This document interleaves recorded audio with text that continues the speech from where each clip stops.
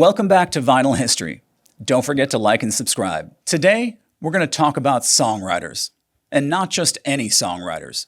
This trio of ultra-talented writers collectively wrote more than 50 top 10 hits, which include an astonishing 25 number ones on both the pop and R&B charts. And this was all during a 7-year stretch. And if I tell you the number of hits they wrote individually and with other people during their whole careers, you will literally not believe it. And in my opinion, they are the greatest trio of pop songwriters ever in the modern music era. I'm of course talking about Eddie Holland, Lamont Dozier, and Brian Holland, known to the cool kids by their acronym HDH.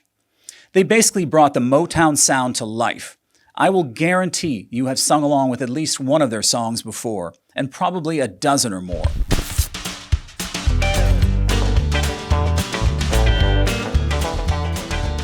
I want you to take a minute and think of one of your favorite songs. Doesn't matter what song. Think of a song that you absolutely love, a classic, and try to remember the first time you heard that song. The surprisingly catchy melody, the groove that got under your skin, maybe the hairs on the back of your neck stood up.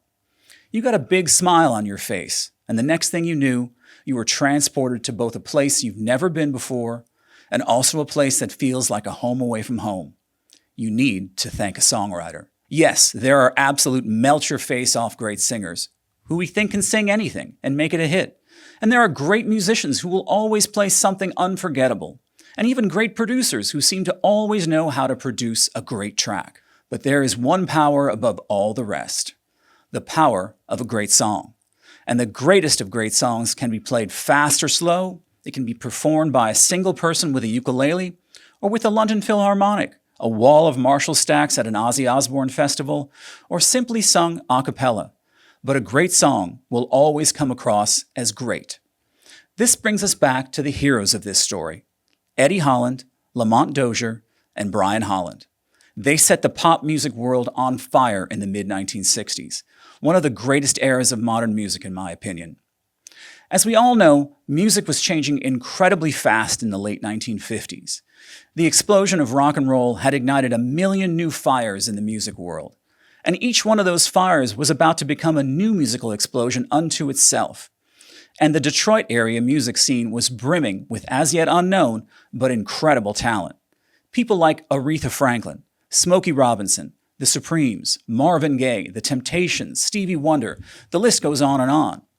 And you've probably guessed, Eddie and Brian Holland were both born in Detroit. Eddie in 1939 and his younger brother Brian 2 years later in 1941. Eddie and Brian both loved to sing from an early age. Brian, being the oldest, was the first to strike out on his own as a performer, and by all accounts, he had a great voice, drawing comparisons to the great Jackie Wilson. And as luck would have it, through mutual friends, Eddie was introduced to a then relatively unknown songwriter and manager named Berry Gordy, who loved Eddie's voice. Motown didn't exist yet, but according to Eddie, he seemed to have a sixth sense that Mr. Berry Gordy was going to be important to his future. So he made sure to absorb as much as he could while he was around him. And boy, was he right. Most people forget that Berry Gordy was a great songwriter well before he went on to found Motown Records. He co-wrote songs like Reet Petite, Lonely Teardrops, and one of my favorite all-time songs, To Be Loved by the great Jackie Wilson. In 1958, Gordy, being a fan of Eddie Holland's voice, produced one of Eddie's first singles, You, which incidentally was co-written and co-produced by Berry for Mercury Records. Unfortunately, the song didn't make it. But their relationship really began to take root, and Eddie developed a great talent in vocal arrangements and song structure, which was going to come in handy later in our story. And not long afterwards, Eddie's younger brother, Brian, who was still in high school, began to come around to be part of the Gordy circle of budding talent. By Brian's own account, Berry Gordy was not a big fan of his voice, but he was a fan of his melody creations and innate sense of harmony. Brian also got the sense that Berry was going to be important to his future, so he came around as often as possible. A short while later, when Berry decided to start recording in his own studio, he needed a recording engineer. So Brian jumped in while still being a teenager. It turns out it was the greatest education in record production he could ask for. At this point in time, there were only a handful of people helping out to put Mr. Gordy's vision together. Barry had Eddie sing on various demo tracks and various songs while Brian would do the engineering. All the while, both brothers would write with anyone they could. It became an incredible learning experience. They were learning how to write and produce records at the same time.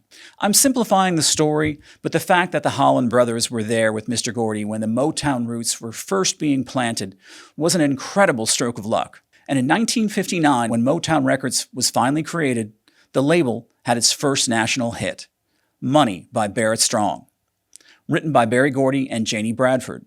Janie was Barry's right hand in the early years, contributing her own incredible songwriting skills to many of the early Motown records.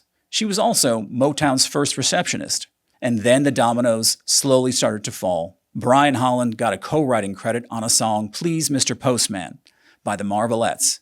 It was released in August of 1961, a collaborative effort between Georgia Dobbins, an original member of the Marvelettes, William Garrett, Freddie Gorman, Brian Holland, and Robert Bateman, and it went all the way to number one.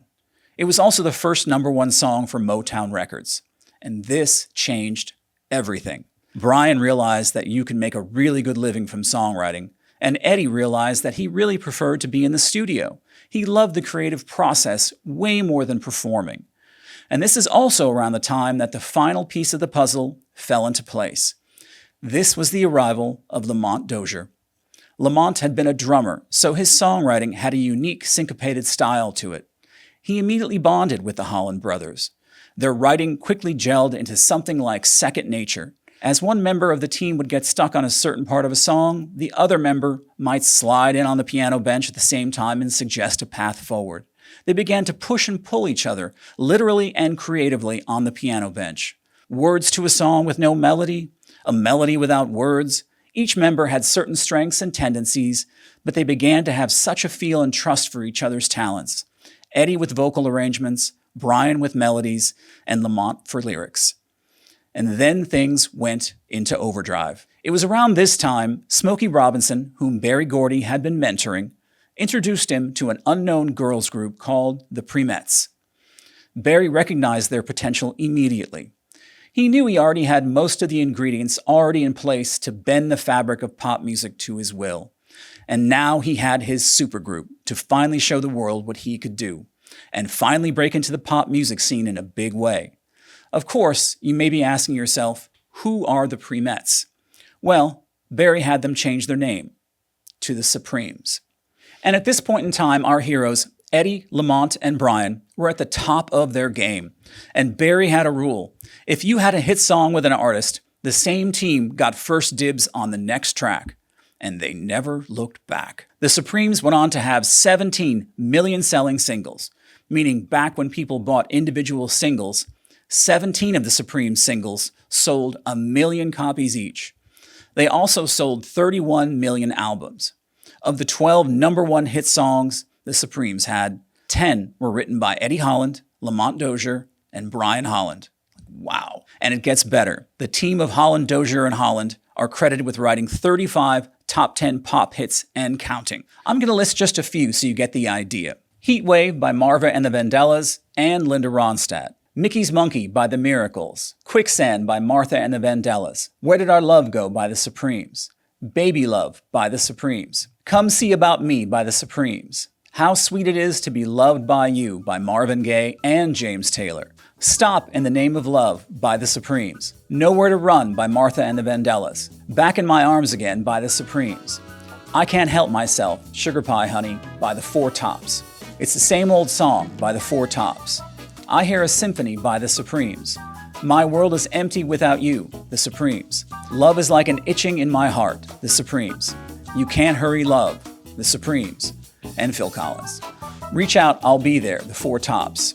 Standing in the Shadow of Love by the Four Tops. I'm Ready for Love by And that's just a few of them. And last but not least, You Keep Me Hanging On. Why do I mention this song last? Well, this is literally the only song I can find that's been a top 10 pop hit for 3 different artists. Not only that, but the productions are completely different. This is the very definition of a great song. Capital G, great song. You Keep Me Hanging On was a number one song for the Supremes in 1966. I'm sure you're very familiar with that one. It was a number 6 pop hit for Vanilla Fudge in 1968. a completely different production and my personal favorite version. If you haven't heard it, go and listen to it. That's a special experience. That song is amazing.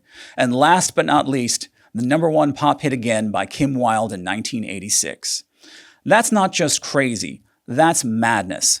Are you impressed yet? The same 3 guys wrote all these songs, and I have no doubt many of these hits will be hits again in the future. Again, as we've mentioned, Brian, Lamont, and Eddie had lots of hit songs for other artists too, but they will forever be remembered for their work with Diana Ross and the Supremes. There is so much more to unpack about the story of Eddie Holland and Lamont Dozier and Brian Holland, including Brian having a brief fling with Diana Ross, legal disputes with Berry Gordy in later years, shocker, Brian and Eddie being forced to write songs under different names. You get the picture. But look what we as listeners got in return. An unbelievable amount of great music. Literally a priceless gift, in my opinion. The Holland brothers, along with Dave Thompson, wrote an autobiography titled Come and Get These Memories, all about their songwriting careers. I highly recommend picking up a copy. It will fill in so many blanks and give you a new understanding of all their music and amazing lives. Like we mentioned at the beginning of the show, songwriters literally pull melodies and words out of thin air and make them unforgettable. To me, they are the heroes of popular music. Can you imagine our lives without the songs of Eddie Holland, Lamont Dozier, and Brian Holland? I can't. Until next time, God bless.